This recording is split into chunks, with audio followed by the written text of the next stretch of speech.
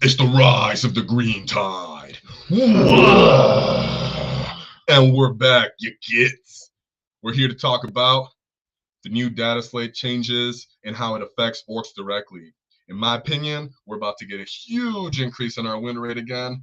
Nice, great buffs, and some nice changes to our list overall. Should be fun. Should be beneficial to our faction, and I don't feel bad for anybody that got nerfed. They deserved it. All right, and today we have Vox from the Ops, Chris Tech Lord. Chris Tech's been playing a lot of World Eaters. He owns Necrons too, so he's very familiar with their rules too, and he's been playing a lot of tournaments. So anything I forget to mention, he will most likely bring up. All right, and thank you guys for being here. I appreciate you all. This is an exciting change to the game. A lot of people were excited for it, but not a lot of people talked about the Orks. Like always, we are a sleeper faction. People do not understand that we're about to roll them over. We're about to run these guys over. What's up, Chris? Yeah, we might be a sleeper faction, but we're not quiet. That's for sure. That's for sure. We're never quiet. Never quiet, you gets. So yeah, I mean, every place we've been talking about the changes and everything, notice no one's talked about the Orcs specifically. They'll mention it. Oh, Orcs are a good faction, Jack Arthur. But as a whole, our predators, our real predators, got directly hit, guys. And we barely got any point changes that we're going to show you here as well. We got a great slide that was presented from Discord and a bunch of other things. So let's get right into it. Let me look at chat real quick before I start presenting the boring, awesome slides. We got a bunch of walls. Whoa, that's when you get. I ain't seen you before. Wop wop. Thank you for giving a shout out on Discord. I appreciate you. A bunch of walls. I can get all the walls in here, boy. I'm getting excited, you guys. Right? I just had to do double it. It's crumping time. It's definitely crumping time, you guys. People are not going to see us coming. Watch. All of a sudden, a bunch of different competitive teams are going to start auto-including Orks. Here we go. Here we go. All right, let's see. Who's this? Whoa. We be crumping now, lads. War Boss. Knobs got cheaper. Thank you, GW. The Scalpel unit has got even sharper. My one issue with the Scalpel unit was that it used to be a little too expensive to trade. Still a little pricey, but for Orks, you know, in general, we don't mind that because everything else is very cheap when we get our trades in. So I'm really happy to see that our Scalpel unit got even cheaper, so it feels less bad when we trade. I got 5 knobs coming in. Yes, sir. Yes, sir. The only thing that matters is that Groth got cheaper for the revolution. Always saying that. I appreciate it. I do own hundreds of Groths, so yes. Multiple squat. Yep. Then the knobs, we're going to talk about that, guys. Don't worry about that. We're going to have all the point changes we're going to be showing. Sorry, some more WAAGGHs. I want everybody to get their WAAGGHs in. Bunch of great Blake showing his WAAGGH. And he said, dude, my Nova just got so many extra points. Yeah, and Squig's got a little indirect buff, right? The changes to dev wounds definitely matter. Grots auto-include ×3 at minimum, too. For sure. All right, guys. Let's go into anything else you guys want to say. Remember, we're going to be really active in the chat today because this is just a straight discussion.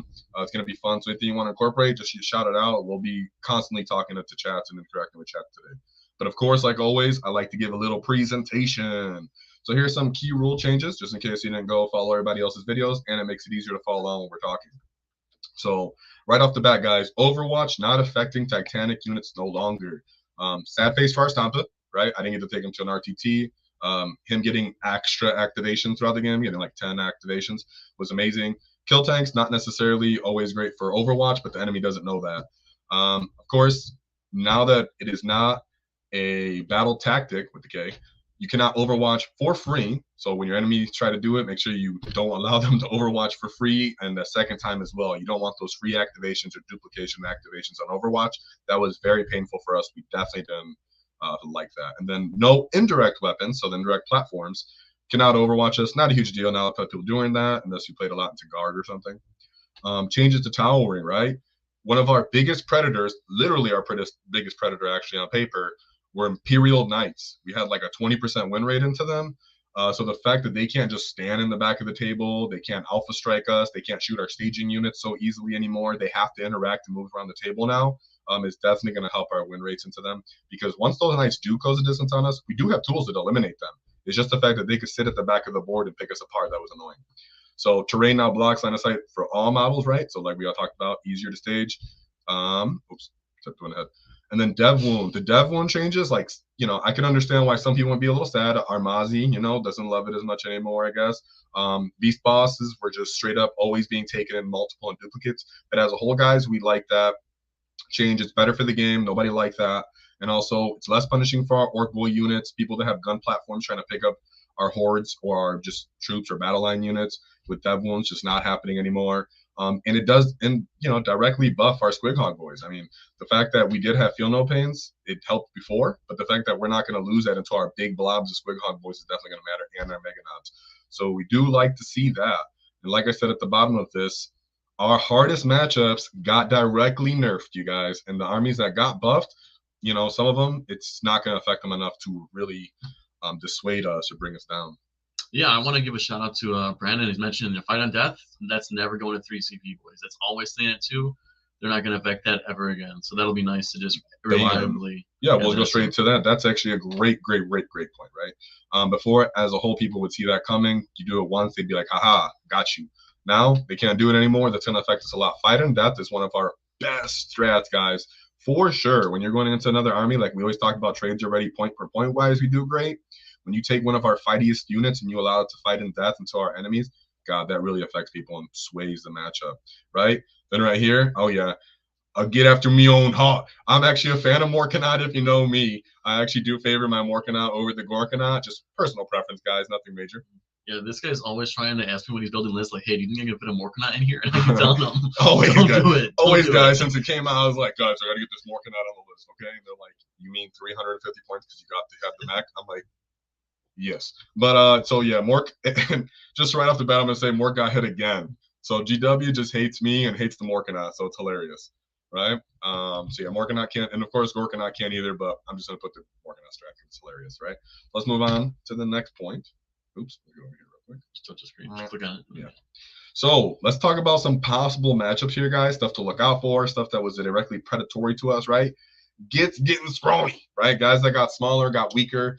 Some armies that we didn't like to see across the table all the time, even though we didn't have the worst stats into some of these. But our straight direct predators got hit. Eldar got hit directly. The Wraith Knight is gone. Him spreading 6 mortal wounds into some of our units. Auto killing too many Squig Hog boys is just annoying, right? Wraith Knight can't just pick up a whole bunch of Squig Hog boys anymore. He's not going to be able to Overwatch us anymore for free and get free damage off on that. That's better for us. The fire prisms got hit, so they have even less efficient gun platforms for popping trucks, maybe if we want to do it. I do see them bringing more Wraith Guard, though. And then the most important change, because we're a melee army, is Phantasm got changed to infantry only. So they're not going to be able to, they're not able to screen with their deep strike, like screen there with their fast mobile units. You try and get something close to the 9 inches, and then boom, they just move out of the way. Unless it's like the Wraith Guard or it's like the fire, the Scorpions, or what is it, the ones that do more to the dead wounds? The Flamer Boys, you guys know what I mean. But those are the only ones that you're going to see like competitively that are going to be able to use that strat. Now all those fire prisms, those night spinners, they're not going to be able to just run away from you the moment you guys get close. Right, guys, and that was one of the things we, as a whole, like as the community, we do okay into like at the casual level into Eldar, because any of our units touch any of their units, they're dying. We do have speed to kind of close the distance and pressure them. But at the top tables, an efficient Eldar player will never let you close that distance on them. An efficient Eldar player will have great target priority. The Wraith Knight would definitely allow him to eliminate units multiple times in a turn. So now that we can't do that, Eldar are directly going to start, I think, really, guys, Jack Harper disagreed with me, but I think we're going to start actually beating Eldar at the top tables. Guys like Brad Chester are going to just run through them. They're going to know what the weaknesses were last time they played them, and they're going to find ways to get around it. Brandon, too. Yeah, the thing is, Eldar still have plenty of good units. Their whole index was so good. Their detachment rule was so good. So they might pivot away from the Wraith Knight, but they're still going to see a lot of good units on the table that are very efficient for their points. I think the Wraith Guard is going to be something that they're going to start adding more. Yeah, those didn't get a big enough hype. No. 31 points out of the 34. Those are still, aren't those cheaper than Mega Knobs still, or is that just me? I don't remember off the points off the top of my head, but I do think they're going to be a bit more common. But like we talked about with being able to fight in death, that's where that's going to come into play, really messing them up. Custodians. So Custodians got kneecapped. Right? Custodians were one of those just really tedious and annoying armies to play into. They had every advantage into us. They were almost on autopilot when they would play us. It was very annoying, very not fun. But the fact that they now have to pay the CP, other than Trajan, to fight first matters significantly, you guys. The changes to dev wounds, meaning that they're not going to just ignore dev wounds. Maz is going to be eating them boys up. Mega Knobs possibly too, are just in general, guys, our dev wounds, beast bosses. they're going to hate that because it goes straight into their passes, their armor saves. They do not get to benefit from their passive detachment rule, which is feel no pains into mortals. So that's really, really helping a lot of different armies into them, but directly us, because we hated that, and what we really do is fight a lot of the time, right? And was there any more? Did their points went up as well? Yeah, I think the biggest thing with custodians, you're not going to see any more of those cheap little. Well, you're going to see different cheap units. We're not going to see the space police, 35 point space police. You're going to see now is just inquisitorial agents who are 40 point. Those guys have a 5 base save instead of a 3 base. And the unit sizes got smaller, guys. I actually own a custodian army too. It's what the second army I owned. The point is, you cannot take the 10-man units anymore. I love that change. When you look at the lore and everything, Custodes, they would go out and take over planets with like 1 or 2 dudes anyways. So the fact that they could walk around in bricks, it's like, what are you trying to do? Take over the galaxy with 10 dudes? So I really appreciate that change. It made more sense in the lore. It makes more sense in the rules. It was a smart way to balance them as a whole. But good job on GW for that. I really appreciate that change, and that will affect us, guys. We'll love that. Yeah, I think just having 5-man bricks allows us to multi-charge a unit, and we can pull guys away so they cannot get their whole squad into the one, like, Squig Hog boy unit. So you can pull them away maybe with some boys. So maybe you take 3 custodian guard out of the 5 with the boys, and then like 2 fight into the Squig Hog boys. So that we can make sure that you actually get a chance to fight back. For sure, guys. Take something like a Storm Boy unit or even some more Grats, right? Start tagging the back part of their unit. Take your Squig Hog boys, flower into them. That'll be a great maneuver. Make sure you always get that in. The Dusty Beakies, right? The T-Sons, they took another kneecapping as well. So they were not an army that directly was predatory to us. We actually had good games back and forth with them, but this is definitely going to throw them off into the scrawny side where we're going to start having an advantage over them. We're going to actually be able to handle them more effectively in a lot of ways. Where they get points increases, they're overall just not that worrisome. Brandon mentions the Botan. I've actually played a game into post Dataslate Botan, and they didn't feel that much stronger. So the difference is they got 3 extra units for the judgment tokens, but honestly, it still didn't feel good enough just because the data sheets on those units aren't good enough. Like the strats they have aren't crazy good. They can have fallback and shoot. They have double exploding 6s, but they're still only hitting you on 3s. No rerolls in the whole thing. They don't really hit hard on melees. You check them up. They have 1 good melee unit in the whole index. It's not like I don't think it's like something to worry about. Botan got like better, but it's just not like you go into Botan. It's just not a whirlwind. You might just have to think about movement turn 1 and turn 2 a little bit more. But I wouldn't consider Botan something crazily competitive still at this point. Yeah, and they'll have more bodies and such, so you'll have to worry about that too. But as a whole, we're still beating them up with most of our basic chaff units too. Yeah, compared to there's a guy at our local who does Botan tournaments. His difference, he said, between a tournament list before this update and after is he just adds 1 more Hecaton. Yep. And honestly, that's not the craziest thing in the world for Orks, because 1 Hecaton isn't blowing up the rest of your army that would normally like not get touched during a turn. Yep. So I mean, we all see it a little differently, but that's okay. I like this comment. Is my math right? 66 Grats, like the 5+ from Zagstruck for 320 points. Let's see. So it'd be 80 points times 3, it'd be 240. Yeah, that sounds right. Yeah, guys. So if you want to start bringing, but remind you, Zagstruck can only stay with, of course, 1 of those units. But as a whole, you can start getting just a bunch of bricks of these guys walking around. They're going to scout, take over the little board. They do have good OC.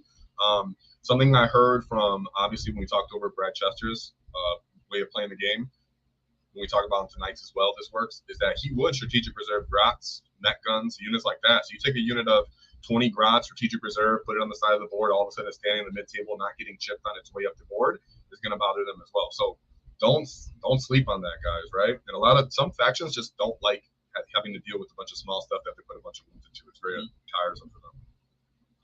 I like this. Squat's got a wall, right? They don't got a wall. They pretend they do, but really they're just stubby oomies. What's going on here? First time stream catcher. Welcome, Alex. Welcome. Yeah, I appreciate you. Long time viewer. I appreciate how in depth you guys go into matchups for the list, as well as talking through what the list. List does. Oh, yeah, sorry, I just rolled down. List does. This is only my 2nd time doing it, kind of like alone without the mech David. So apologize if anything gets a little ugly, right? We got here 72.5 from the woods. Yes. Yeah, exactly, guys. Even better. Yeah, even better. Because remember, guys, for every 10 Grats, you get the run herder, which is essentially an orc bully. So don't forget that is that the orc boy is in there too. We do like that. It does increase our potential melee combat, like if you're fighting Ormagons and stuff like that. He does matter. Yeah, I forgot the double run herders. Exactly. Back to the Imperial Knights, so the Umi mix, right? Imperial Knights, like we kind of touched on earlier, just kind of a little bit applies for Chaos Knights, but not as much because they're already running small knights, like their smaller platforms. But as a whole, these guys got hit again. The changes to the Overwatch makes them not be able to get super activations. They have to walk up into the table. Another thing, like I said, I learned from Brad Chester was strategic reserving causes them to not be able to handle you. You can hide better. They know that you're going to make it halfway up to the board already, and it might cause them to try to overcommit a little too early and get killed. And don't forget, they don't get the buffs from their Bosmans, so no more advanced charge lancers, no Yeah. more Crusaders hitting in twos, which was the biggest thing that those units had. Right? If you played Serval Skulls and then the Lancer was like, here you go. Yeah, that literally happened to me in turn. Just double Lancers in my face turn one playing Serval Skulls. And I'm like, huh, that's not fun. Yeah, and Christian's not right now a Orc player, but he is a World Eaters player, so he does suffer some of the same problems that we do. And he's only been playing really World Eaters this whole edition. You know, he thought Necrons were kind of boring, so I appreciate that. It does help. Here for the wall. Yes, you are, my kid. Right? And then last but not least, the Buggy Boys, GSC. So GSC got hit. Their offensive output is still right there. They can still come out. They can still blast you. But they're not getting their units back. They did get a points increase. Some units aren't as killy anymore. Once we start killing them and they're not going to start regenning anymore, we were sitting at like a directly 50% win rate against them with the Live and GP pack in the last, 6 weeks I had up? Yeah. And yeah, so we occupied the table with them a lot more, and they're not going to be able to get it back from us coming out with stuff. What would you say, Nick? Sorry. Yeah, we skipped over T-Suns. Oh yeah, the Dusty Beakies. Yeah, the main thing with that matchup you'll see is all their units basically got a points increase, so they might have one less unit on the board. But then the big thing is too the dev wounds. That was huge on T-Suns because they used to have those on every character and every unit. Now that's not going to spill over at all, which is a huge change, especially Magnus too. Magnus not having dev wounds and everything because he was fishing for those sixes. There's less reason for him to do it now. Yeah. Those Dusty Beakies, right? The ones that I really like to see all of these, but people assumed T-Suns were going to creep up into being more effective. People assumed GSC would take the hit, right? But the fact that T-Suns got hit, that we're kind of somewhere in competitors with us, is great because, like I said, it's going. Guys, right off the bat, I'm going to say I think Orks are sitting at an A tier right now. People might not agree with me. They might not see it coming, which is what we want it to be, right? We don't want people to see us coming and start teching into us. So if you have local GTs or RTTs around you, strap up, get your stuff together, because guys like Brad Chester, Brandon, a bunch of other powerful gets are going to get out there and start abusing their local metas and getting a lot of wins, and we're going to get on GW's radar, is what I'm predicting, okay? It's not going to be easy wins, mind you. It's never easy for Orks as a whole, guys. You have to, because we're the masters of the movement phase as players, right? Because we don't shoot as much as everybody else, the fact that we have a lot of bodies, we're trying to take over the board. Being an Ork player is about being very, very good at the movement step and controlling your rate of attrition. So you still have to work for it, but I'm saying they're not going to see you coming. They're not going to tech for us. They're going to be worried about Tyranids and other factions like that, which is perfect for us to get in there and start crumping.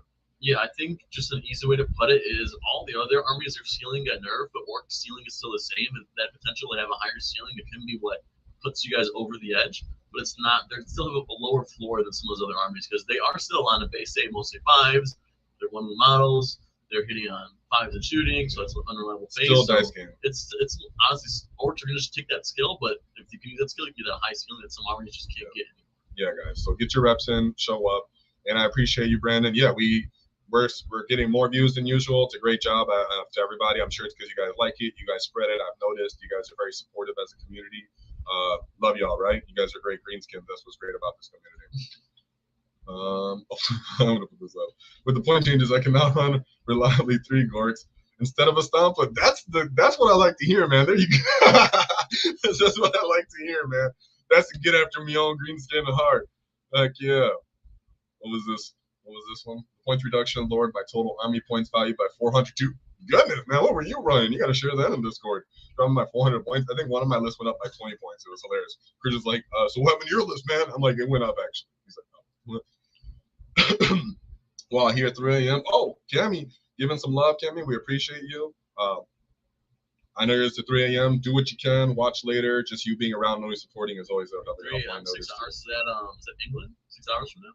Or is it Germany? Something like that. I'm a hard head. I don't know shit. I'm guessing. Everyone take Ludas. Stay under the radar to the Codex drops. Right. Ludas are 50 points, which is really fun to see. If you can get to plunging fire, guys, I'm all for bringing Ludas. I'm all for it. I keep trying to do it. Christian keeps laughing at me about every game, Eddie asks, hey, the tournament, are they going to plunge you fire? Are they going to plunge you fire? Can I bring my Ludas? I'm like, no, I'm sorry. I keep trying, you guys. I promise you. Most of the lists I'm trying to bring and use are stuff that's against what I'm already showing you guys, right? Because we know the best top players are bringing the Squighog boys.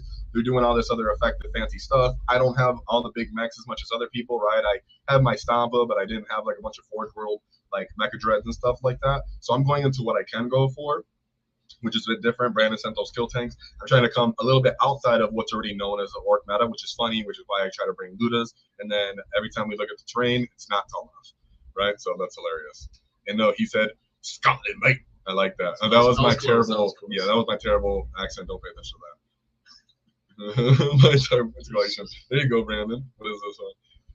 See, there we go. Time of the kill tank is now. Yeah, 10-point reduction, and the Meganob's got a reduction. Yeah, Eddie just showed me how big those things are. Those things are crazy. Yeah, they're bigger than my head. I love it. Oh my gosh, I thought in the pictures they look big, but in person they're even bigger. Yeah, they're freaking huge, and I'm all about it, guys. I even said, like, I love having these news things out. He's like, dude, that's ridiculous. I'm like, I know, I don't care. It's fantastic. So back to our minor presentation. Gets to look out for, guys. So these are some, maybe we already had favorable wins into them, but we do see them coming up, being a little bit more effective in the game as a whole, and their lists are going to change just a bit, right? So Necrons, Chris, if you want to go into that a little bit. Yeah, so with the change of points, you're probably going to see more warriors, less Lichguard.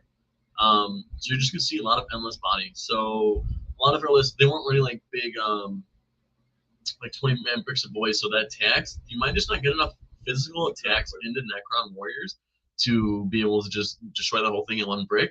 So you're going to want to look out for that. But the one thing to like counteract that is Necrons can't just double reanimate in a single phase anymore. So you guys can relax a little bit, but still you're going to see more warriors, maybe a little bit less Lichguard. But if people run like one warrior, one Lichguard instead of two Lichguard, it's not that big of a points difference. So the lists aren't going to vary too much. And they lost some of their anti-tank potential, I believe, at range, right? Yeah, so popping a bunch of trucks is going to bother them a little bit too. They're not going to effectively be able to pop as many trucks as much either. So if you're running those, stage them, let them be known. They're still going to be kind of helpful. But guys, if you want to know how to stop that, I'll say right now, Beast Snagger boys, or even to a certain effect, just straight up boys, right? Just putting a bunch of dice into them. Ork boys, I've always been the bane of Necron blobs, right? They can't get the initiative on us. They're too slow. They're not going to hide. We're going to close the distance on them. We're going to hit them usually with full bricks of units, if not a slightly diminished unit. And because they're big horde blobs, you can hit them with 2 10-man units of boys, pile in, make sure you touch everywhere, and make it hard for him to pull guys out of combat. You can start just erasing that unit, and that will definitely affect. So if you know there's Necron players in your meta, understand they're probably going to tag it to more warriors. Yeah, and the thing with Necrons is if it's just one word down, I would just say tag all the units, because Necrons do not have access to fallback and shoot. They hate that, and that's funny because right when you said that, we got a text from my boy Wappa Wap. Text him with the truck at the garage, right? Exactly. Okay. Right. The they're gonna scout. Yeah, you put the grats in the truck, guys. They can scout ahead. Just tag them up, right? Yeah. If you're trying to erase them, though, I like Beast Snagger boys for that. Even without the wall, with the wall, normal boys can do that. And that's the only thing with list building. When you get to the battle formation stuff, you can choose what goes in the truck. Just depending on the matchup, like you mentioned, you just never would have grats in truck except for that one matchup, and that's when you would do it. Yeah. So just don't forget to think about don't think like auto include what goes in the truck. Think about your matchups. You might want to change it up depending on who you're going up against. Yes, and Necron's one of those armies that they're going to scare a lot of people, but they don't scare us. So we got the Spiky Beakies, the World Eaters, right? The Christian can actually go into that because those are his armies. Yeah, I mean, the biggest unit the World Eaters had, their Primarch, which was the Master of Executions. You got the Master of Indirect Combat is what I like to call him. So he was a Devlin spammer. So his was just slightly nerfed, so his obviously doesn't spill over. So that was the biggest thing. Yeah. That World Eaters had to look for. Kill your whole unit of everything. So they got a little bit of point reduction. My list got about like 120 points. You might see one more unit in the World Eaters. They're not crazy. They're just probably outside of us, the Orks. They're the next fastest melee army. So just in regards to Marines versus World Eaters, it's like a different category for speed because World Eaters are like twice as fast as every other Marine. For sure. So just don't forget to take that into consideration. Yep. But I play games with Eddie. He's seen there's games where because we have so much anti-monster and so much anti-vehicle, whether they're bringing Angron or they're bringing Mauler Fiends or whatever, you guys don't have the worst matchup in the World Eaters, but it's still something you can watch out for because Yeah. warlords can get that fight on death. They can get the -1 damage in combat, and they can, if you do have some flash kids shooting at them, they can just stick an objective if you blow them off the board. So they're points army too. They're like trying to get those primary points, secondaries, but they're not afraid to just run at you and charge you turn one. Yeah, we still trade them pretty well and kill them. Squig Hog Mount. They don't like Squig Hog boys. They don't like the bomb squigs, killing their staging units and stuff like that either. We don't have to see them. And statistically, we actually have a 50% win rate into them, so they are to be looked out for as a whole, not just because me and Christian play them all the time, right? So pay attention to that. That was mathematically something to be aware of. The next one is the spiky beakies, sorry, I just said that. The messy beakies, the Black Legion. They don't know what they want to be, right? Those guys, as a whole, they are good in fighting. They can, sacrifice their own wounds in order to get dev wounds with some of their units. They can shoot indirect once per game with the obliterators. They have great shooting profiles. They have decent durability. They can stat into stopping us from shooting because they can turn off the ability to target them at 12 inches. This is a faction that I'm specifically called out last week, and I'm still on, that I think they're going to start rising. They're going to start doing better, and we're going to start meeting them at the mid tables. They're going to start being brought more often. But I do think people will start teching for them too, right? Yeah, I mean, our comment real quick side note is just somehow Badrook got cheaper. Like, how was that possible? Oh, we're going to go into that. Don't worry about that. We're going to go. All your comments, I didn't miss none of you guys talking about the thing. The next slide is actually the point, so don't worry about that. I'm going to be pulling up all your chats. So keep spamming the chat with stuff you guys want to bring up, because I'm going to click all of them when we're going to the points. But sorry, back to Black Legion. The one thing with them is they're always running bricks, Yes. or they're a bubble on Abaddon. So we can push into bricks really good because we can. If we give one unit exploding fives, they love going into bricks. They don't like going to small units. That's one thing to look out for Black Legion is just make sure you choose the right bricks to go into, because they're only going to be focused on about usually 1/4 of the board. Yeah, which, like we always say, missions matter, the terrain matters as well. But something to look out for is Black Legion. The Stinky Boys, Death Guard. What was it, 60 points for a unit of Plague Marines now? I think there's 16 per model, yeah, so 16, like 80 points. Yeah, so they're it's like almost the same cost as Ork Boy. Ork Boy is still better in my opinion, but that's something to look out for. Their changes, right? You can have Typhus, and then you can have their contingent at your -1 to ballistic and weapon skill. All of a sudden, your mega knobs could be hitting on 5s. I mean, your knobs can be hitting on 5 and mega knobs. Yeah. So pay attention to that, guys. You can lose out on OC. As a whole, I still think we're going to be beating them out. They're very slow. We can still kind of dissect, like I like to talk with scalpel units, dissect those problematic units and such. Squig Hog Boys are still decent and good into them. But you got to pay attention because they are going to get a little better. People are going to start experimenting with them. Turning up, making OC reduced is going to matter. The armor save one won't matter so much for us. But Death Guard is something to pay attention to. Like I said, I still think we're going to do fine into as a whole, like at the top tables especially. But for people who are newly getting into the game and such, you do have to think about this matchup a little more. They were a very popular army in 8th edition, so a lot of people do own these as a collection, as I used to own them too. And then last, but certainly definitely least, is Fishy Boys. So the Tau, we were already crumping them to dust and everything, but I just wanted to bring it up anyways, because if you're new to Orks, having to deal with somebody that could just throw a bunch of dice at you and such is something that we don't want to see, and it could be hard when you first start. They did get points reductions. They're going to have more models. They have good transports that have the ability to shoot out of as well, I believe. So you got to pay attention to that too. They're fast when they want to take firing angles on you. But that's another thing where if you start to bring out strategic reserves, hide yourself so that you don't have to lose everything early and leave stuff exposed for easy kills. Come to let them know, hey, I'm going to start taking over the sides of the table with my strategic reserves. They're going to start moving in that direction, and you can stage units to counterpunch them and start taking them out. So definitely do that. But I just wanted to bring them up anyways because a lot of guns is something we don't really like to see when we go into them, right? And now this was brought to us by one of our special gets in the Discord. I'm going to give him a direct shout out before I start utilizing all his awesomeness. Tomcat. So Tomcat actually made this, posted it and shared it in our Discord for us. I asked him if I could steal it because I thought it was a great presentation. So thank you to the cat. Right. So in the red, we have the very little point changes negatively we had. And the green is everything that we had grade increases. So we're going to just start going over your chats now where people start talking about, because yes, this is what we're here for right now. Trike plus 6 bikes. Amazing distractions for grabbing points, especially, shout out to Brandon, if you put the feel no pain on the Death Killer War Track. I've actually used the feel no pain on the War Boss before on bike, such like that. It is annoying. He ends up staying around way longer. People try to throw little units to try to deal with him, and you just can't with Death Feel No Pain reliably, and he's still punching and killing and being annoying. So bikers got a point reduction. Let's see, where's that here? I think it says right here. Bikers went down to, I think they're 70 points now instead of 75. So that little bit of points does matter. That's the feel no pain you're going to start paying for, right? Boom, beautiful. And then the Grots lost 5 points too. So right here we got, honestly, I find running 2x3 bikes with 2 Death Killer War Tracks pretty effective for move bogging, point grabbing, and a little bit of melee work. Yeah, that's true too. If you own multiple Death Killer War Tracks, throw them into 3-man units. I believe that's what Brandon was using at his Nova tournament list. That he had 2 3-man units, and he would throw Death Killer War Track, one of them into them. Yeah. Yeah, so for 80 points, it's not too bad, honestly.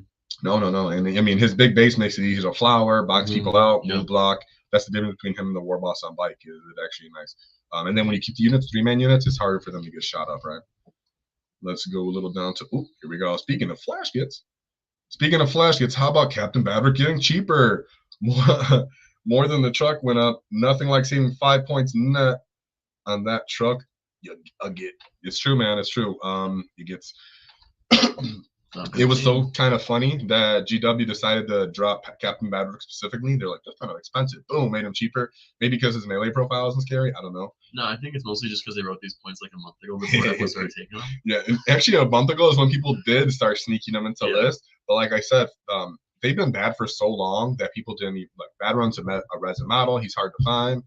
Flash kits as a whole hard to put together. They're big weird models. People who didn't have them built or they didn't have them painted. So only the top table players were really bringing them consistently, and we were seeing that. And they were getting great results from that, and then people started to catch on, but GW did not. So we're gonna definitely enjoy that for a couple months, guys. So if you got those flash kits, get them going, get them painted up. They're a little bit different to use compared to other Ork units. You're gonna have to kind of figure them out a little bit. Like I do, I'm still in the process of figuring them out as well, but definitely worth it. Under points for the Riptides. Oof, yeah, exactly. The guns, you really got to play the mission, guys. One thing that you got to know is that an Ork player, you're going to die. You're not going to be beating people on kills a lot of the time. You're going to be beating them on points. That's why I consistently stress, control your rate of attrition. If you let people start getting free kills on you, you get sloppy movement or staging, which is what I did when I started the edition. I made that mistake a bunch of times. That's when you get punished as an Ork player and actually start to lose. Dying is not the problem. Not controlling the way you die is the problem. Yeah, just pre-measure when you run a shooting army, so you know like how far they can move, so you know what angles to stay at, so you can be safe, and know what angles you have to just be exposed. So just pre-measuring is basically the biggest advice when it gets a shooting army. Yeah, for sure. Ooh, right here. Speed wall is the way. The speed wall and here. There's speed wall and that's one of me gets. Appreciate you, you proper war boss, you speed boss. Shout out to speed boss and give him love. Always helping me out, always giving us good connections into the community, always promoting and helping me out, giving me good tips and advice. And the only person that I've seen directly take a speed walk to an RTT and tried out all the buggies, just went in there, took it on the chin for us so that we can get direct first-person perspective, point of view, and results. She shared it in the Discord. I know people appreciated it, so it was great. And I do have a bunch of speed wall stuff too. I mean, if you ask me, I have like 20 bikers. I have all the buggies. I like the speed walk great. Yeah, I mean, back in the day, he brought all the buggies to LVO. Yep, then lose a game because they were mean. Okay, yeah, so let's get into the points, right? We'll just go down from left to right as to what are the units that changed that we want to call up that are green and give some points about them that we like and how I feel about them. So Death Dreads down to 130. Okay, I know some people are not going to like me for this. I love Death Dreads. I own a bunch of them. I still think they need to go a little cheaper than that. I was thinking like 115, 110. That's exactly where I was with them, right? They were actually like 95 points last edition. They were cheap last edition. It's just on maybe 1 or 2. And I thought the changes were enough to put them up to 115, right? 110, because really they just got like more toughness, but everything did. And they got a better armor save and they can take cover. But other than that, not too much of them changed. Too slow. You start putting custom mega blasters on them, all of a sudden you have a great opportunity to start blowing yourself up. The flamers aren't exactly amazing, but they do have that great melee profile. It's just the fact that so many different units will effectively kill them and look at them and say, hey, that's something that I can kill and get a good trade out of. And like I always say for Orks, what you don't want to do is give good trades away to people. So I'm still not in love with the Death Dreads, but we're getting closer. We're getting closer. And if you want to throw one on your list because you got the points, nothing wrong with that. No one's gonna want to like get into combat with that death trap, and skirmish units are not gonna kill them either. So not super disparaging, but I like to see that GW noticed and dropped them down. Next is the Def Copters. So a bunch of people were talking about them in Def Copters. I've been giving them a bit of a hard time sometimes. What did they used to be? I believe it was 115. That's some pretty decent points production. It is. I mean, they have a volume of attacks for the most part. They're still a decent toughness. They're toughness 6. We like talking about ablative wounds. Ablative wound, guys, means that you have a lot of wounds in the unit, but they're separated among multiple novels. It makes them harder to displace. They're also one of the only units that has deep strike in our index, besides Squig Hog Boys, right? So. Sorry, Storm Boys. I meant Storm Boys without Deep Strike, right? So if you want another Deep Strike unit, you like having that speed and mobility around the table, the Death Cops come to play. And last but not least, they got the rockets, guys. They got those great rockets. They do get to re-roll the wounds because they're twin linked. It's just that you are hitting on 5s. You can't reliably do it. But when they hit, they start picking things up. You'll feel very good about it. So for 100 points, I'm not against sticking them on your list. One thing in which GW would do, like they've shown the ability to do, is change the unit size of the Death Compass back to the 9th edition rule, where you can take them in the smaller squads. So you use them as just support pieces for like secondaries. There's a lot of armies that have access to a single unit or 2 model secondary units. The Orks don't really have that besides the what are they called? Not Rocket Boys. Storm Boys. So outside of Storm Boys, Orks don't have any like deep strike utility units. Yeah. So if they made Death Copters, cut them the same points, but even made them 35, but made them like take them in units of 1 or 2, that may not be a big enough for Death Copters. Yeah, I would really like to see them in units of 2.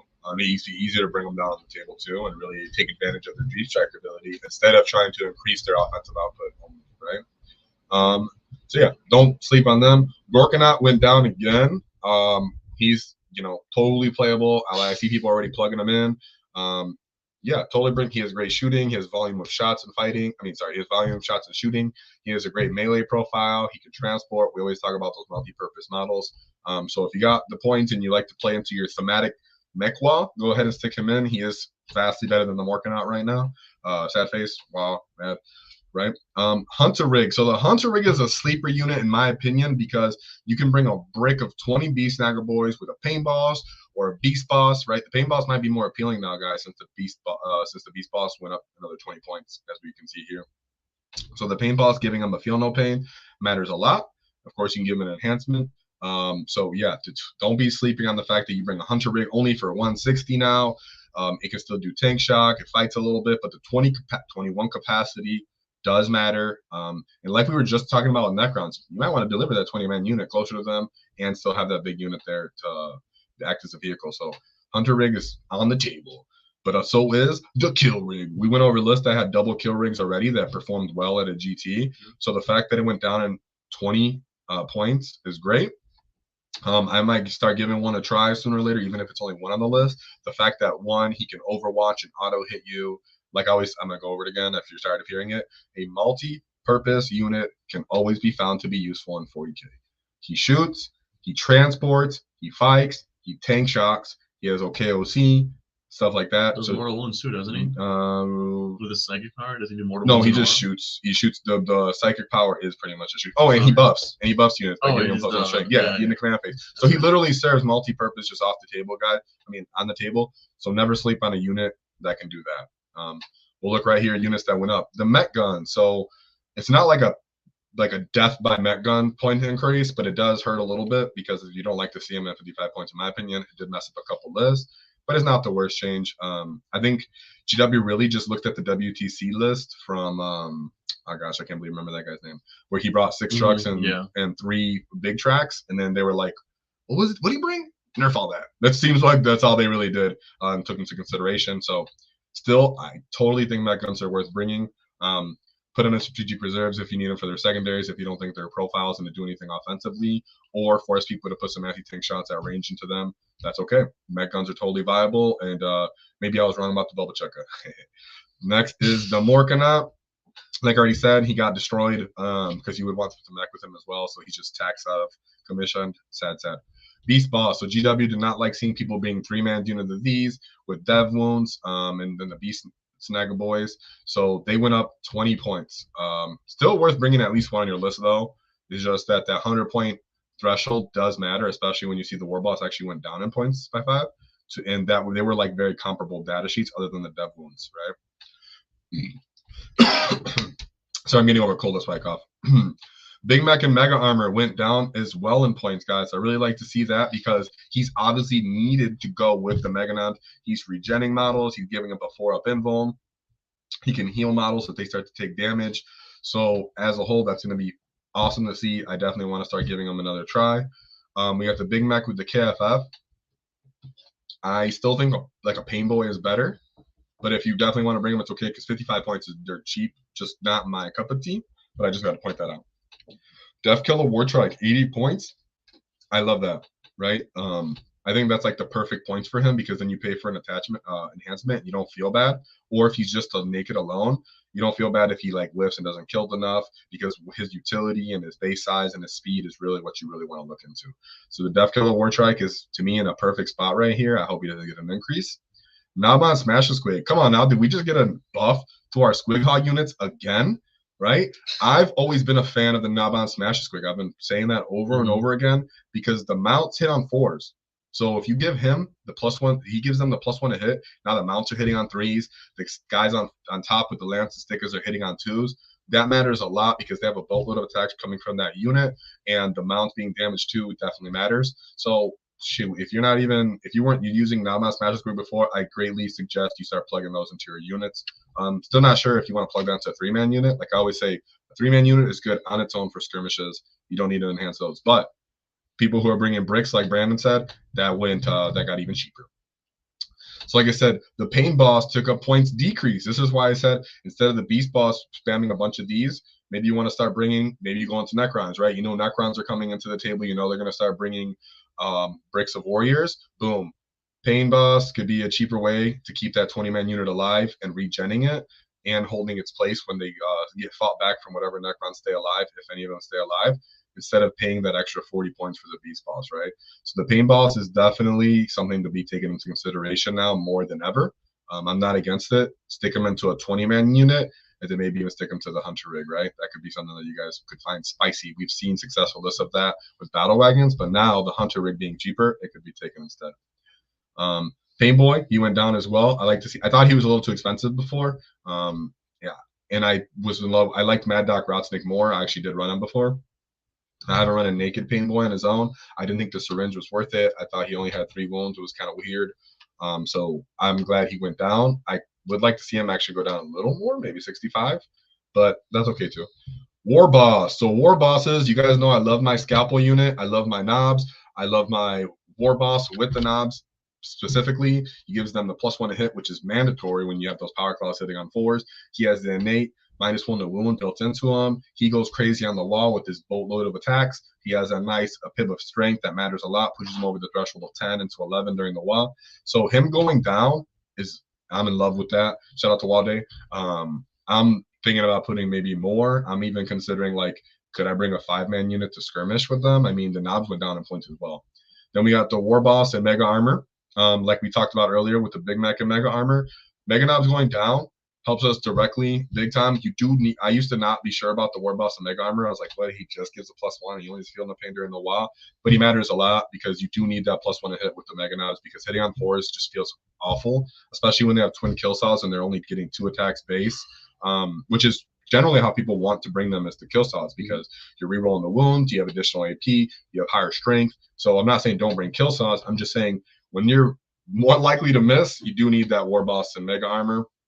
I do like seeing him go down in points because then if you give him enhancements, he'll stay right around that 100-point threshold, which is where you want him to be. Whenever I build my list, not that I'm saying you have to do this, but I definitely look at trying to keep my points of characters like 500 points or less, maybe a little more here and there. Christian can attest to that. Whenever I make my list, I always look at my characters and go, is this too much? Because Orks, you don't really got to hero hammer it out. You want to spread your tools and your availability all over the table. That way, if the enemy throttles in one area, you can throttle in the other area and take over the rest of the board. That's why I don't like to spend too many points into my characters. But speaking of epic characters right here, Boss Nikra, I like that he went down. I thought he was a bit of a tax before. He just threw those commando boys into like an unreasonable price range, in my opinion. So I'm gonna like to see if people are gonna start bringing him again more often. He does have the utility, but he doesn't have enough utility that I still want to bring him. I still think commandos are a little pricey. I would have liked to see them come down. They did not. They're 135 still. Boss Zagstruck. So I keep trying to fit Boss Zagstruck on my list. 10 points might help, but probably not. But I really do like Boss Zagstruck. The thing is that when people are bringing Storm Boys, they're directly bringing them because they're one of the only units that can be strike. They're great for scoring. So right now they're just like a point hoarding unit. Yeah, that's a whole other unit of Storm Boys that you're just missing out on. Just include the one model. Yeah, so it's hard to justify that. It's hard to justify it. So I don't hate it. Maybe in one of a 1K game you could find a way to just stick him, start back, just drop him into someone's backfield and just beat people up because he fights. He fights, guys. Don't get it twisted. He's a fighter, and I appreciate that. And he'll survive because he has a built-in feel no pain as well. He has a decent amount of wounds. He's definitely not trash. But you can find a way to fit him in a game, maybe at a 1K or something. But I do like to see he went down. It's just I'm just biased because I like him. I'm just shocked Gaz didn't go down because you never saw him anywhere in the top table. Well, no, I mean he was just less common, but Gaz did make it. It was just very, very, very less common at the top tables. A part of that because dev wounds, and even then this didn't really help him. The dev wound changes too much, so. That's not. But we're talking about this point changes. But I'm okay with Gaz. Just saying that. Yeah, I would like to see him go down a little. Captain Badrock, like we said earlier, that flash bomb getting cheaper as a whole. Even though the trucks went up, it offsets that. Feels great. Definitely try to utilize them. If you don't have a Captain Badrock because he's resin, don't be surprised. Just make your own. Just take a big knob body and start putting some weapons on it and a hat or some choppas or something interesting. Most people don't even know what Captain Badrock looks like, so don't start feeling bad to do that. Mad Dog Grotznig, one of the ugliest models in the Ork line. Woo! Even though people disagree, he has ugly power claw. I'm really, really happy to see 65 points, guys. He has one more wound than the Pain Boy. I don't like that the Pain Boy only has 3. He has a built-in fallback and charge, which I greatly appreciate. He fights moderately well on his own. And 65 points is so cheap that you start making a 20-man unit of boys, put Mad Dog Grotznig in there. I mean, that's a cheap, super hard to kill, like not super hard, but annoying to kill chaff unit with great OC and a little bit of durability here and there. So don't be scared to put Mad Dog Grotznig on your list. Like I said, he is a resin model too. He's kind of ugly and old, so just make your own. Maybe with a pain boy, just take his arm, put it on something else, stuff like that. You can find a way to make a Mad Dog Grotznig, or he might get a new model hopefully. Okay? Burner Boys went down 5 points. I do like to see that because we know Orks already get a boatload of attacks. We do punching into volumes good enough. So having flamers that are kind of weak and them hitting on 4s in combat annoys me, even though they do have -2 AP because they only have 2 base attacks. So I think the point decrease is totally fine and viable. People are running them already successfully, so I'm just happy to see that they went down. That's all I'm saying. So if you have that weird point cost now because so many different units went down, guys, maybe you're running that SWAT combo where you're running some knobs and some burner boys. That just got cheaper. So I like to see that a lot. Don't forget, you get the spanner in there. Spanner is not a burner boy. Discord yelled at me. I know that, but I'm acknowledging you guys. I favor the rocket on there, but custom blaster is always good. Always like that. Gretchen going down another 5 points. GW was like, I don't know. I guess you guys are bringing them enough, even though they were making we made 2 videos of the top most used Ork units. They made it on every time the top 10, at least one. I guess GW wants us to use more. I appreciate that because they used to be what was considered a battle line unit in prior editions. So you could bring a bunch of them. Now you just limited to 3 units. And like we said, 80 points for the OC, for the scouting potential, for the screening, for the outflanking, strategic reserves. Yeah, totally in love with Grotz. Always bring at least 2 of them, 2 units of them. Ludas, if you can get plunging fire, I'm definitely into bringing Ludas. Let them over. I'm definitely into Ludas. If you can get a line of sight while having plunging fire over a middle board objective, you Overwatch with them. Overwatch with them, it feels great. And I'm hoping we get a detachment for shooting so I can bring my Ludas back. I actually got them nice and painted up even more. So I have 15 ready, set to go, that I can just start bombing Ludas on Christian. So yes, keep laughing at me. I don't care.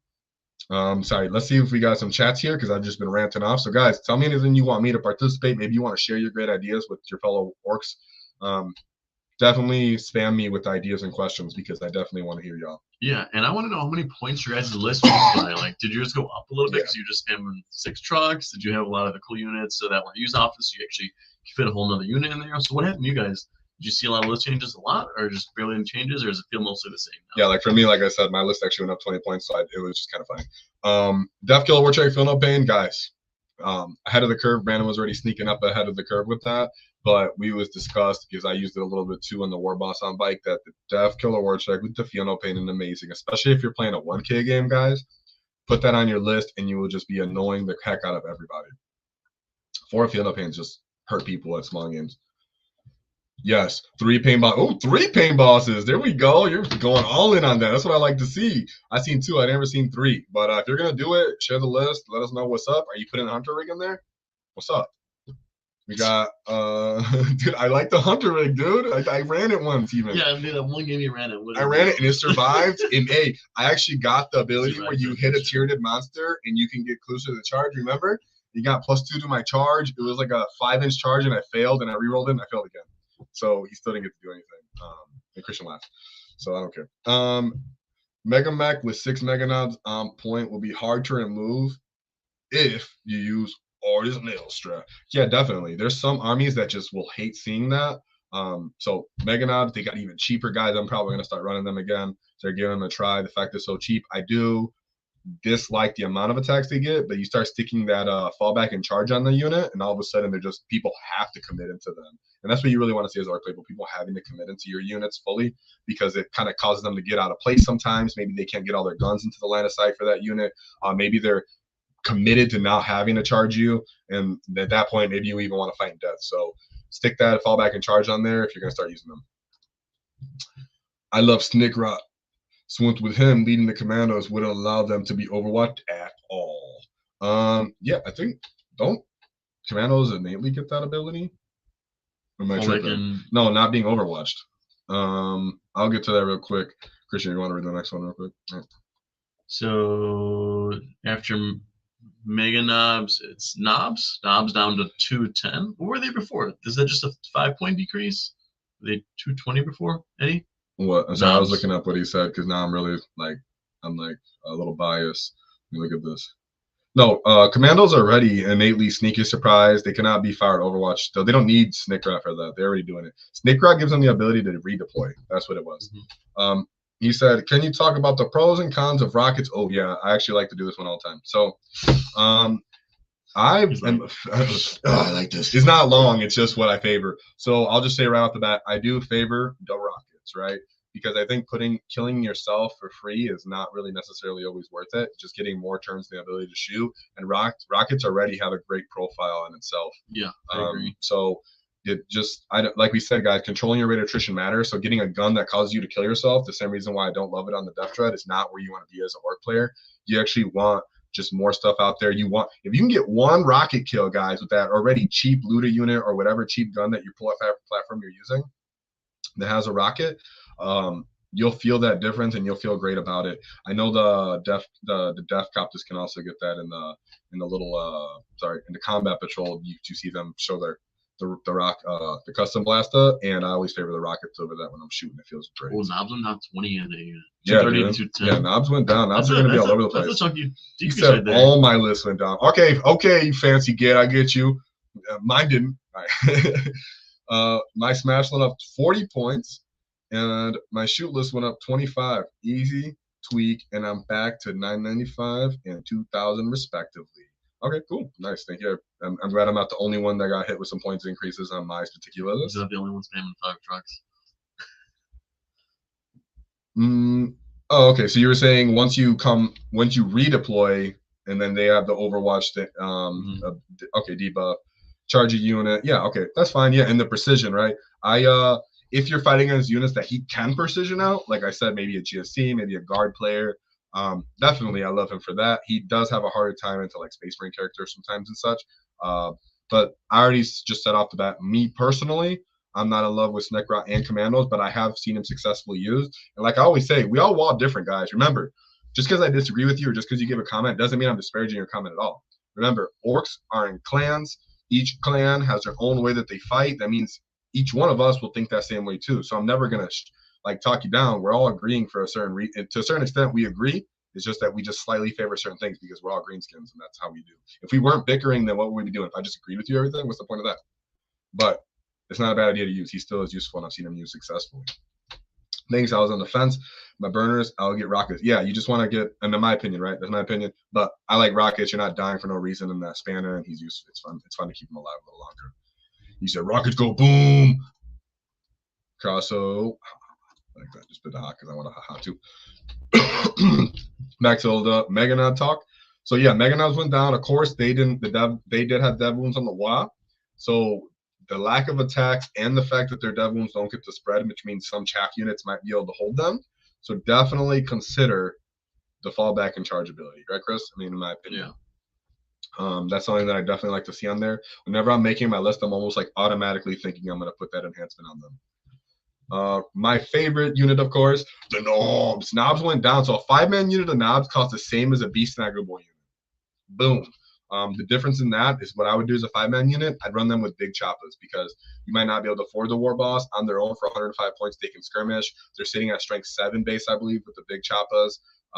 And then they have -1 AP and then that sweet 2 damage. Plus, because they're Knobs, they get base 3 attacks already. So they're not like losing out on the amount of attacks they get too much either.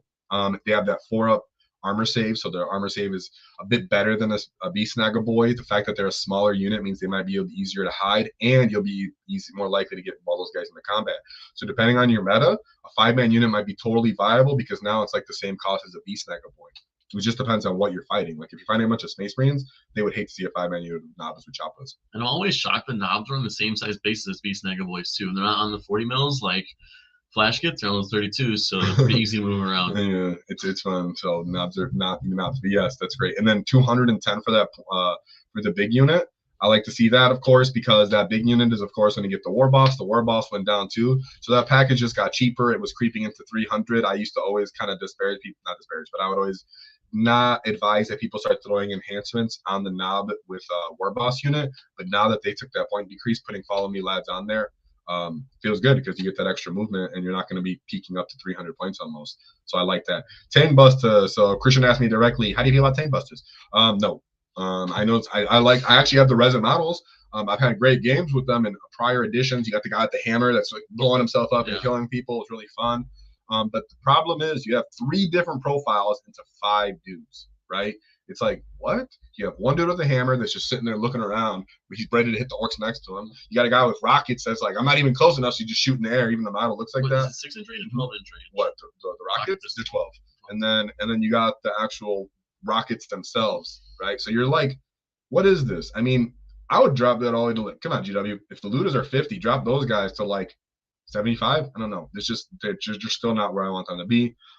It's nice that they tried, but they were just outrageously costed before, so I'm not okay with that. Warbikers, like we said, they got even cheaper.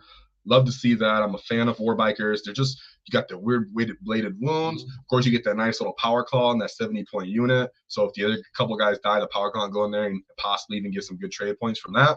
And then they're good because they have assault, so they can run.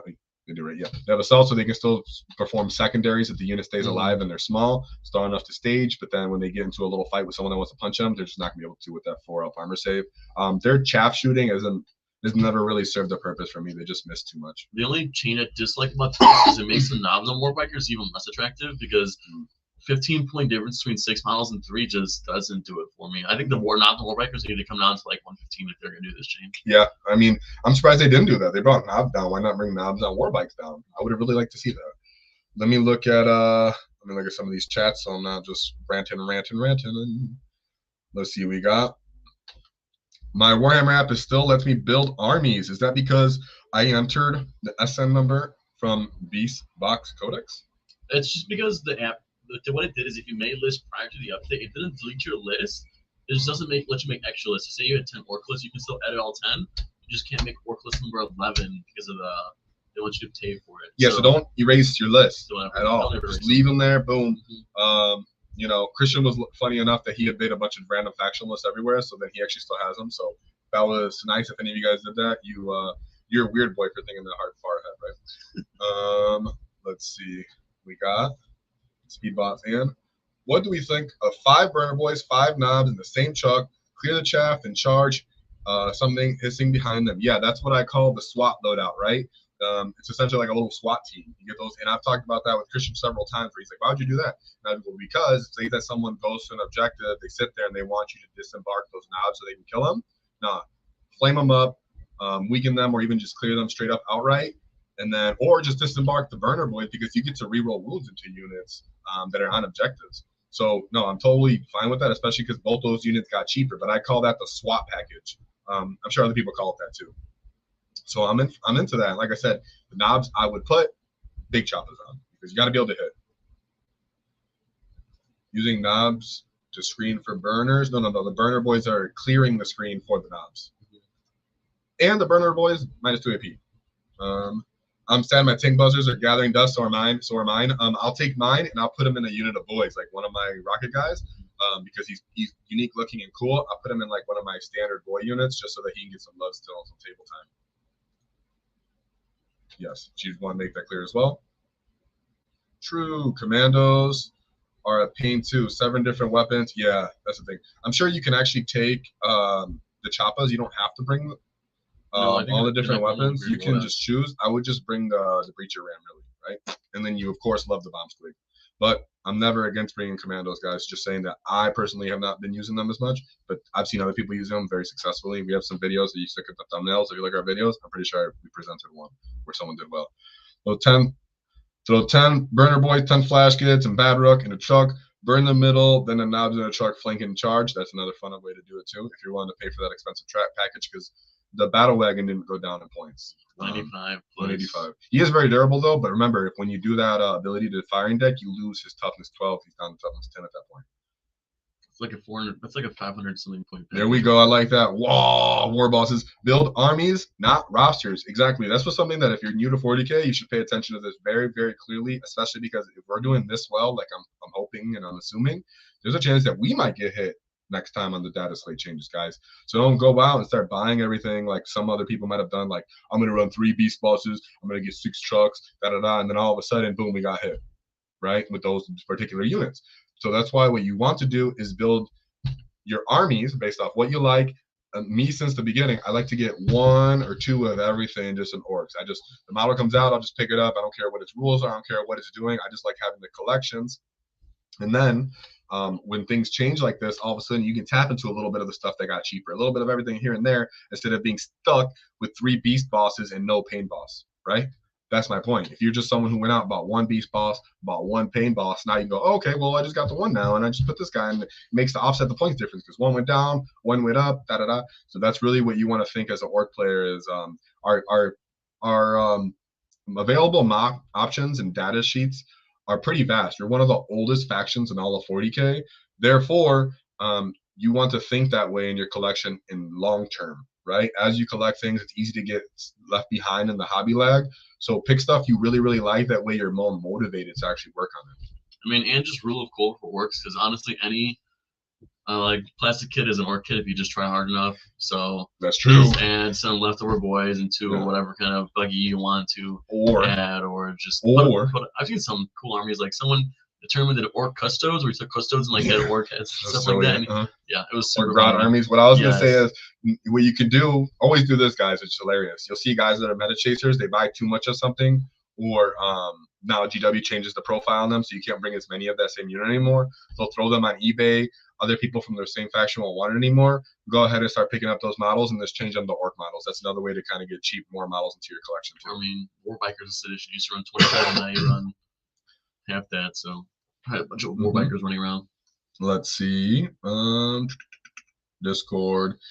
If there's a community, we have a community Discord. I'm pretty sure you can find it in our like community tab or about us tab. It's on the YouTube profile. It's right at the top. Yep, and a lot of people that are in this chat are in there, and it's very helpful. I mean, a lot of those guys are way better painters than me. A lot of those guys are very creative or have even more vast collections than me. Or you got interesting gits that took Stompas to events, that took Gargantuan Squigoths to events, that are super kit bashers, that are very competitive. You got a whole vast variety of everybody in there. Or if you're asking list questions, there's a tab in the Discord for like just list reviews. And for 3D prints one as well as one we opened up where people can show models they 3D printed, how it actually looks once you see it. Instead of like if you've been on Cult 3D and sometimes the picture is just ugly or you're not sure how big it actually is, you can talk directly to people about 3D printing in there as well, which is I'm definitely a big fan of. What guns do you like for Mega Knobs? Combis are real nice versus termies or custodes, but I think the custom with the big volume is just better overall. I think just the combi, just because you're not going to hit much to begin with. So if you do hit anything, you might as well try and fish for those more ones. Yeah, exactly. That's what I was going to say. And like, but most of the if you're going to use them, that's how I would use them. Because I know some people like the power claw, right? Instead, because you don't like the 2 attacks. You have a Discord? Yes, we do. For the link. Hope if you can't find it more towards the end, hopefully I'll help you. I'm just getting through some of these chats. I buy what seems dumb and I run with it. That's a totally orc way to think. I'm totally good with that. Def Dreads with 4 Mega Blasters and now 35.3 cheaper 3 mech guns. Thoughts? That Def Dread is very likely to kill himself or hurt himself so much that someone could just chip him down to death. So that's 4 hazardous tests for one guy. Yeah. So I'm way more inclined to mech guns. And then when people choose to go kill those mech guns, how many guns and profile and targeting ability do you have to get there? You got to remember, guys, that most armies don't have as many units in general as us. So when they're trying to get their target selection, they're trying to move around the table, they're going to have a hard time drawing line of sight. Drawing line of sight, forcing them to draw line of sight on certain things are another way to get easier charges off or more scoring potential, causing bad trades and such. So I'm definitely into 3 mech guns instead. Most importantly, your collection needs buggies. Buggies are one of the newer orc model lines, guys. So find a buggy. I like the Rocket Truck Squeak buggy, how it actually looks, because there's like a dude on the back with a sawed-off shotgun, like putting rounds in it, and there's squigs, and dudes are holding squigs and stuff. That's a great one.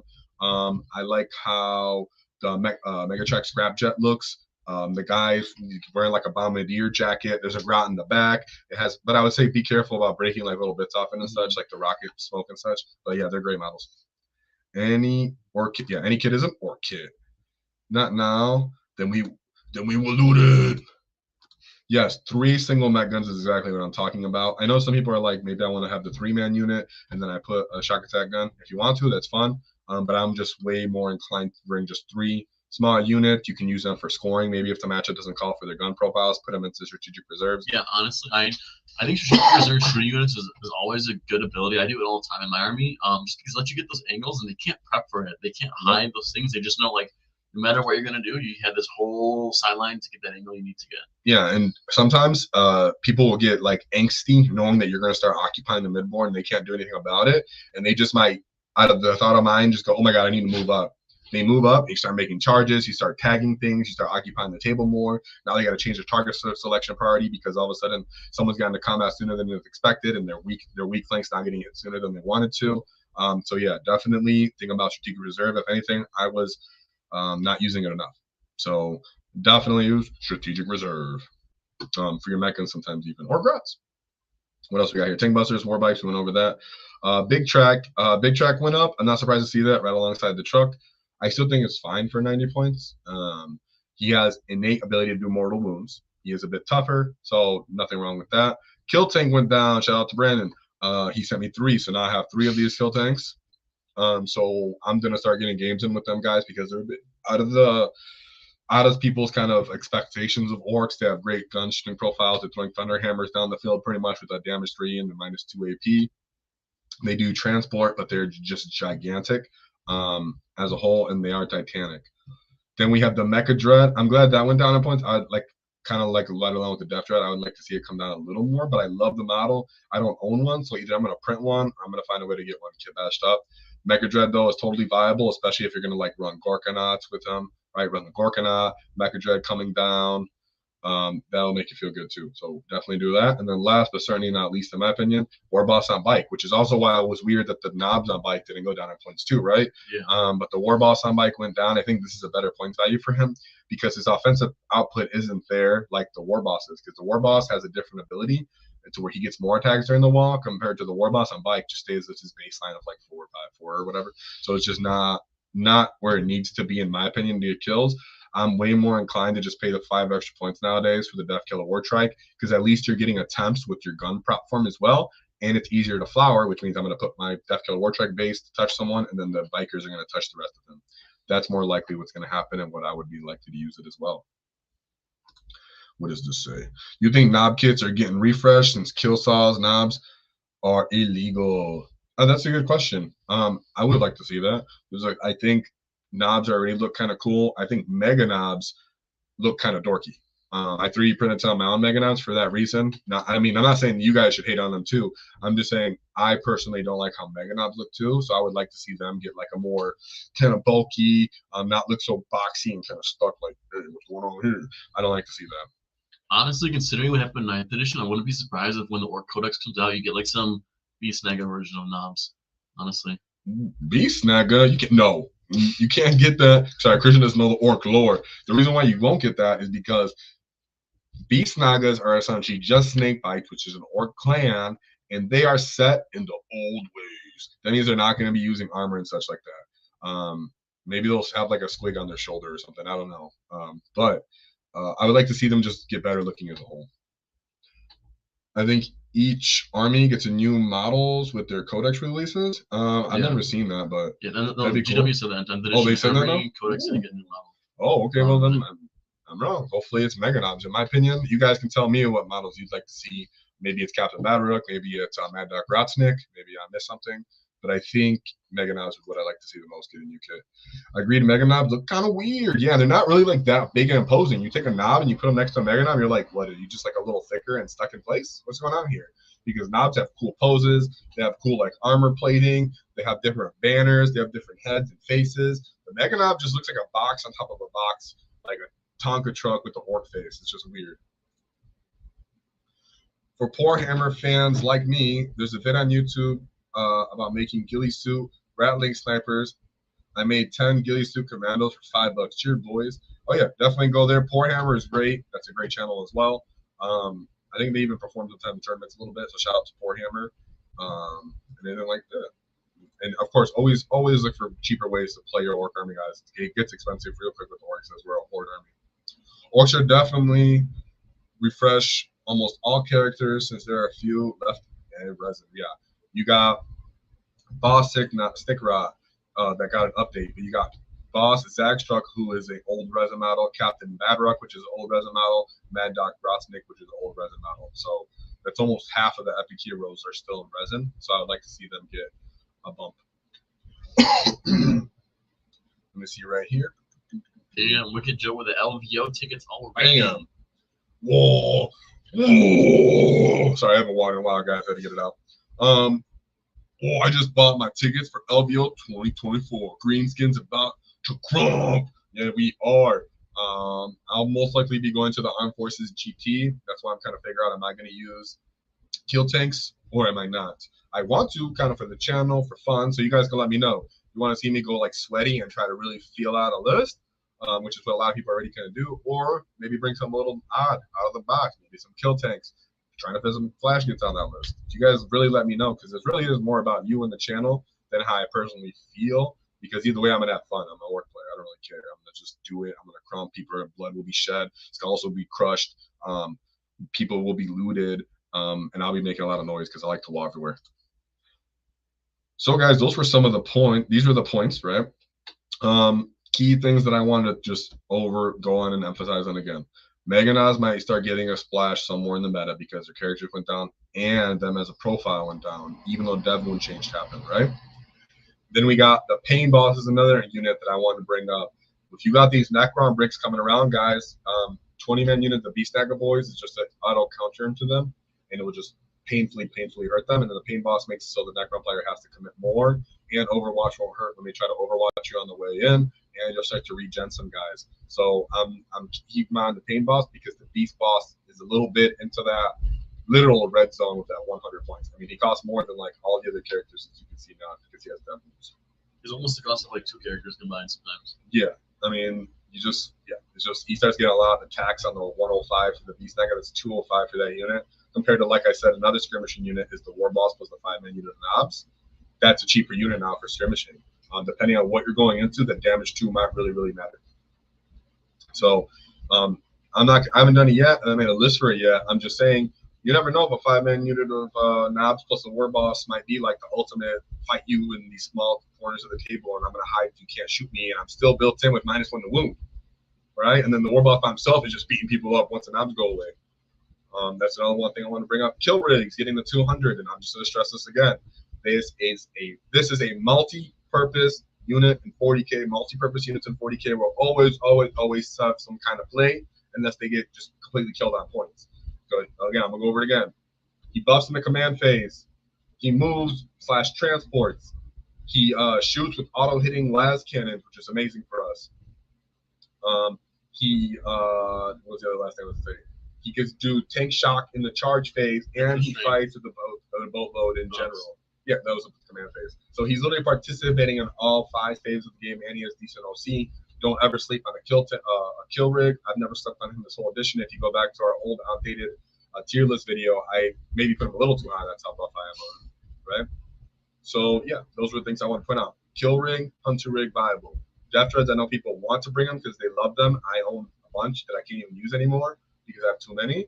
But I still think they're just a little too much points. I'd bring them down 15 points at least, if not 20 points, again, before I really start taking them into consideration. And if you do take them into consideration, I'd probably say bring the rockets instead of the blasters, because then you're going to blow yourself up. Bring the rockets, have the mag deal plus on the hit. That's more likely how to do it. Or use strategic reserve him, have him coming on a flank, and you're more likely to get the combat. Death Compass having that deep strike and handling with them and built-in rockets with the re-rolls from Twin Link, I could totally see people start bringing them, just a 3-man unit. If you have to plug 100 points in your list, they're quick enough to try to move block. They're quick enough to go tag people. So don't sleep on Death Compass either. And because your Storm Boys are going to want to be used for scoring guys and doing other things as well, and they're cheaper. So the Death Copters, you might want to go up there and start getting some points for there as well. Okay.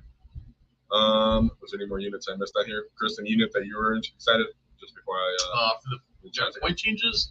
No, I think you covered them. I think knobs is knobs, mega knobs are probably my favorite changes. I really like the grot changes as well. I'm glad Speedbot Am brought up the burner boy / knob combo, which is what I call the SWAT team combo in the truck. Really like to see that. Let me look at what you guys responded to. Hopefully you guys responded to let me know what I should kind of try to bring when I start going to the tournament. I'll ask the question again beforehand so we can get more answers in Discord probably too. But he said, what would both of you like to see when the Ork Codex comes out? Models, rules. Okay, so I'll say for me, models. We'll start with models, and then Chris will go, and then we'll go to rules. We'll go back and forth. That way we don't talk over each other.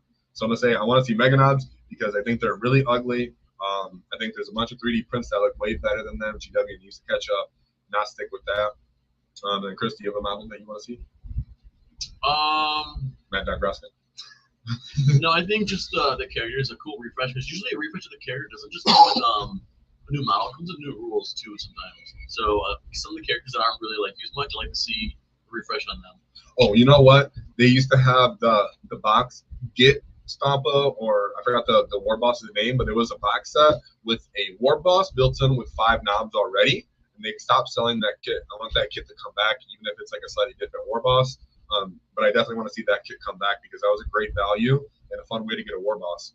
So as for rules, so for rules, there's a lot of things. I don't want to be too biased, but you know how the Tyranids got the endless swarm, multitude swarm? I want to see Orks do something like that, where you have to maybe bring off foot slogging stuff, and then call it the green tide detachment or something, and then you can bring back Orks to full Ork units, which is something that we used to have in 8th edition. I still love sometimes, but it was just really fun to just have the ability to bring and really feel like a horde. Because right now we don't really feel like a horde. We feel like we're just taking over the table with a lot of stuff and trucks and units like that. It's a mix, which is still fun. It still feels good.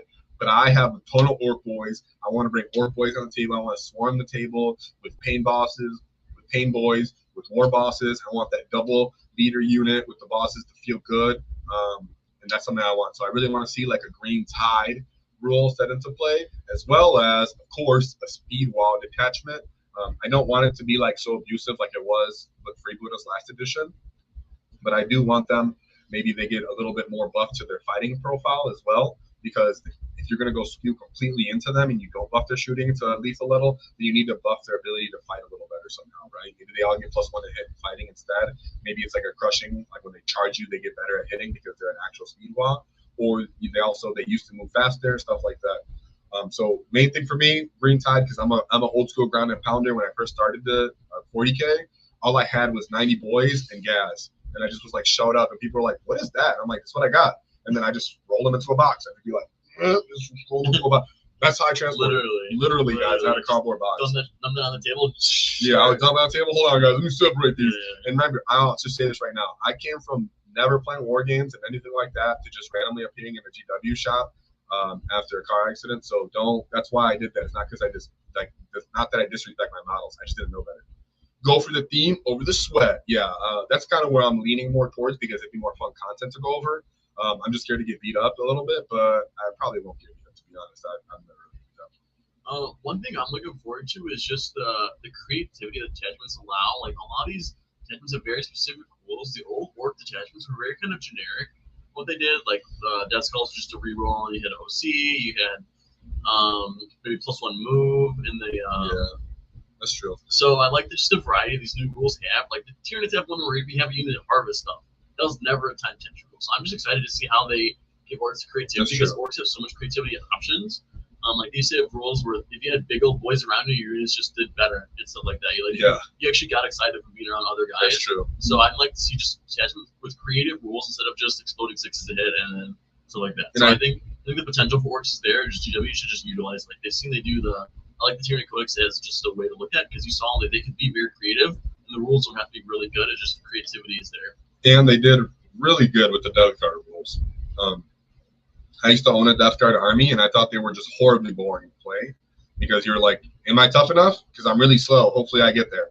Now it's like they actually get to interact with whoever they're going to fight. So I'm thinking Orks are kind of going to end up being like a similar way is what I really hope for. Yeah, and what's the thing about that Death Guard rule? It's not an honor rule. That's just a single detachment rule. So it shows you how creative detachments can be. For sure. That's a good point to make. He said, I'm not even going to spam the trucks. Yeah, I'm trying to stick away from spamming away, even though my list right now has like 4. Green Tide is about to, I don't know if I want to say that. I don't think David wants us to swear, but crump the meta. Let's go, boys. Whoa. Yeah, I think in mid-tables and such, Orks might start eliminating Eldar players from getting higher than they would suspect to. Because the Eldar players won't be teching for them, and they'll be like, I'm going to bring Wraith Guard. And Orks will be like, yeah, well, I'm going to fight in death and just murder you, and haha, I win. So I can see them doing that, the Wraith Knight not existing and being able to just shoot people when they stages in the matter, us being able to swarm the board, and then any of our little chaff units going to beat them in a fight in their chaff units and be able to close the distance for the most part on them. So, yes, I think I disagree with Jack Harpster. I think Orks are going to actually be beating Eldar more than not. In mid tables, maybe not at the top tables because those guys are super good. But yes, and me and Jack Harpster do not have beef, but I do want to grapple him. I love him. So where the heck can I find Captain Badrook in your 3D printer? In your I was gonna say in your creative mind, but yeah, really you want to kit bash him because he's like comes in metal or resin and he's like really rigid. He's like stuck in place with like just his chopper off to the side and holding his gun or whatever and a big hat. So if I got into GW models when Fine Camps was a thing, I would have been gone in like 2 months because those models are just not fun to piece together and just watch it fall apart. Oh yeah, for sure. I have my knob with wall banner, like the real one, and I broke the banner like day 1 and then I had to pin him and I was super sad. Now the wall banner just spins. So yeah, I would say create your own, dude. Just create your own. There's nothing wrong with that, and it'll feel good too when you create your own. How much do Orks rely on their characters? I'm playing around with just running Zod as my warlord, but haven't fielded it yet. Oh, that's a good question. I'd say we've seen Ork lists that vary from like 2 to 8 characters. Literally, depending on the style of your list, characters can be most of your army, like most utility. Like if you bring those soul characters, like the Beast Plus Squigosaur, you bring your your Mons Rod. You bring your and you bring all like you have double beast bosses, or you have beast boss, and you have the squig sergeants with the knob on Squigosaur, like it was Smash the Squig. Like you can, there's a lot of good utility characters with Orks. That's kind of like a thing where you want to like choose a points limit for the characters, not a model limit, because you can get some really good ones for cheap, or you can just pick the really tough one that just costs more than the others. Yeah, I would say there's just certain units that I really favor when they get to a certain size. Like I would say knobs, where you just need to bring the war boss because you're gonna love the -1 to wound and you need to +1 hit on those power claws, which is why you bring the 10-man unit. That's one unit that I think so. And then Mega Knobs, I think Mega Knobs really need some kind of character support for those 2 specific units. But like boys don't need one, Beast Mega Boys don't necessarily need one, you know, your mech guns don't necessarily need one, you know, stuff like that. Your bikers really don't need a character. So it is based off how you're making your list. I think that's almost like a trap of 10th edition. When you start looking at the list and you can see what you can add, doesn't mean it's always like the best way to add. But I mean, if you're just Orks, you're trying to have fun, then just do what you want to do. But usually when you're cutting points, the first thing to cut is those extra characters. Yes, exactly. And this is how I would use my dev shred. Put them all rockets and then give them a mech, and then hopefully you can get some auto. You just peek on that turn and blow something up or shoot really well. And he said, cool hundo on eBay. Hitting on fours, yeah, hitting on fours with the dev shred, of course. I've been outbid on eBay like crazy. Hey man, that's a strategy. You gotta wait till the very, very last second, sit there and spam it, and be like, "I'm gonna get you." Just look for ones that end in the middle of the week or like 3 in the morning. Those are the ones you want to Yep. go for. Print him. Yeah. Don't. I would say don't go and start buying. This is a trap, my friend. This is a great. I'm glad you brought this up.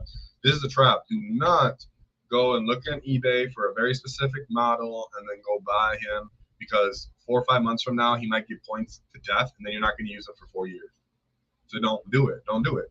Like I said, take that money, go buy a bunch of different kits, and then with leftover bits, make your Captain Bad Run, right? That's really what you want to do, or get a print from something like Etsy for cheaper. So either go to get a print from somewhere, make your own print, or spend that same $130, buy maybe a couple different kits, and then make your own. But do not go out and buy some old resin model just because he's meta for 6 months. Do not do that. And if you're looking for a 3D print, maybe hit up the Discord, see if they might have one that they might. I mean, I've seen them on Etsy already, the Captain Bad representative, so that's fine. Yeah, Mega Knobs are great, exactly, with the wall.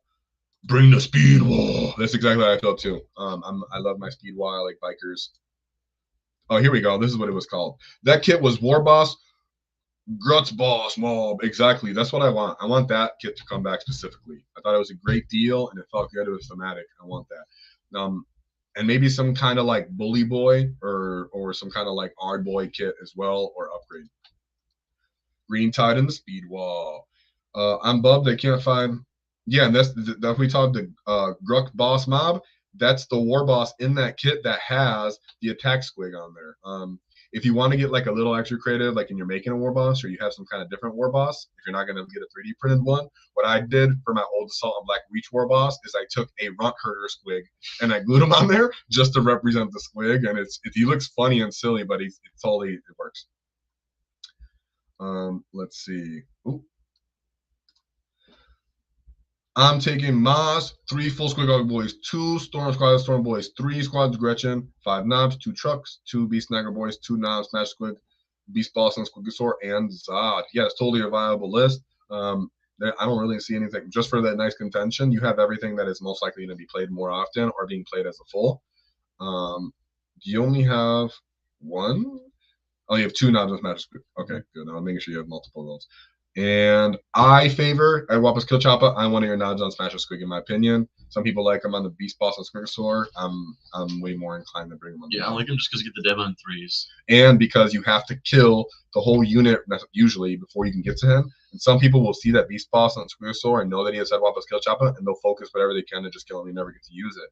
But when you have a unit with that Sergeant in there, chances are he's going to get in there and be able to do the working on his own and survive. There's been so many games where the squig get eliminated, and then like him and one squig still alive, and then they go punch something else.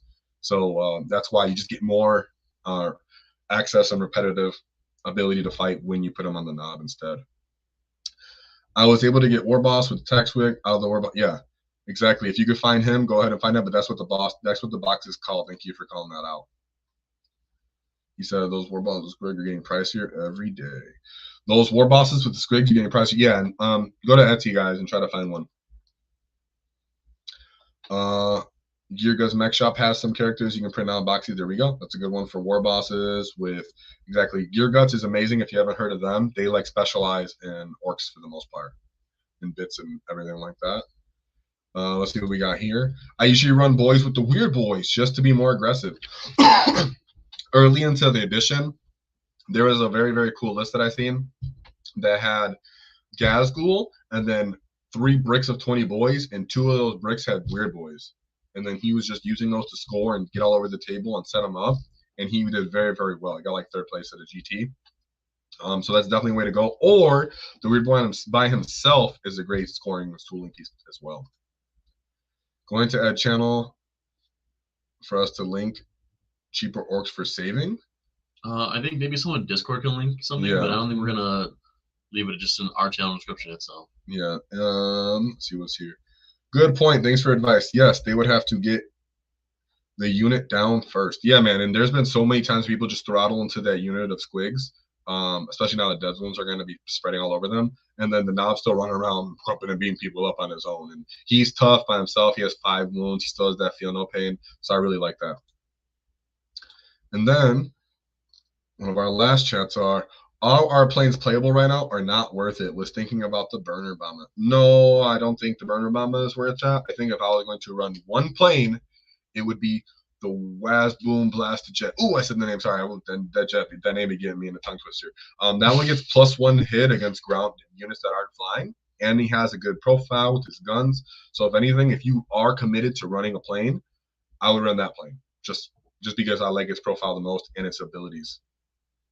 So yeah, I would definitely say that's the one plane I would consider taking.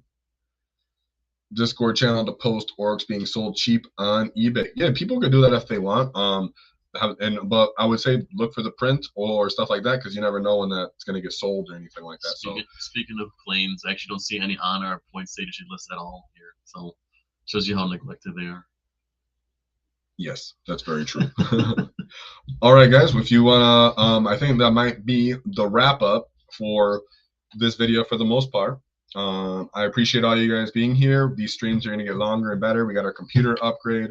I just need to get a little better at this. We're going to have our interview with Brandon, War Boss Brandon, and stuff like that. So I'll get better at this. Mac David isn't here, so he can't assist me with some of the better things that we're doing. He's in Italy right now, but he will be back.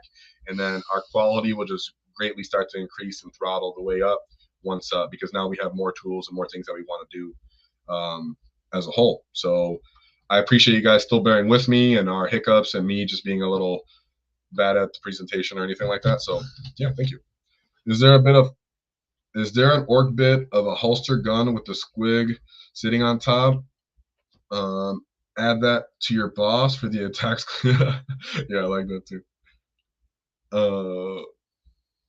Thanks for the stream. Oh, thanks you guys. Yeah, I appreciate all you guys that are here. The stream did peak up more than usual. So thanks for sharing or liking it or whatever you guys are doing. I don't usually like promote asking for likes because I think that's like fishing for compliments. But you guys did it on your own and you guys have been doing it. So I'm thanking you guys for that. It matters a lot, a lot. It really does matter a lot. So thanks a lot. These streams will get better. The walls will continue. I'm considering doing another stream after this just for hobby hangout, but I think the channel might need to get a little bigger before I start doing that. But if there's enough of you guys in Discord that respond, I'll hop on and I'll start painting something and we can keep talking orcs. Or I'll start presenting for one of our next videos, which one of our next videos will be about orc legends. So don't sleep on that. I do want to kind of bring legends to the forefront because we've been focusing too much on competitive, in my opinion, which isn't a bad thing. It's just I know a lot of orc players as a whole can go everywhere. You guys can like legends. You guys can be old school players. You guys could be anything. So I might want to just show a couple fun, maybe legend stuff, or if you guys ever want to break from the competitive play. How many orc legend models are there? Do you know like a rough amount? Off the top of my head, there's at least 12. That's a lot. And some of them are like biker characters, which are fun. So if you're running if you're running a speed wall right now, but you're just having terrible games, you're having a hard time, and you talk to one of your friends or something, like, can I use these legend models as characters? That could increase your playability with the speed wall, because a lot of legend speed boss characters type thing. So that's very cool. So thank you all for being here. Cheers to everyone. I appreciate all you guys. Fighting Fedora always saying, for the revolution. Speed boss and whoa! Chris, give me a wall. Whoa! All right, everybody. And one thing to always keep in mind: don't cross the wall, because we knock your teeth out.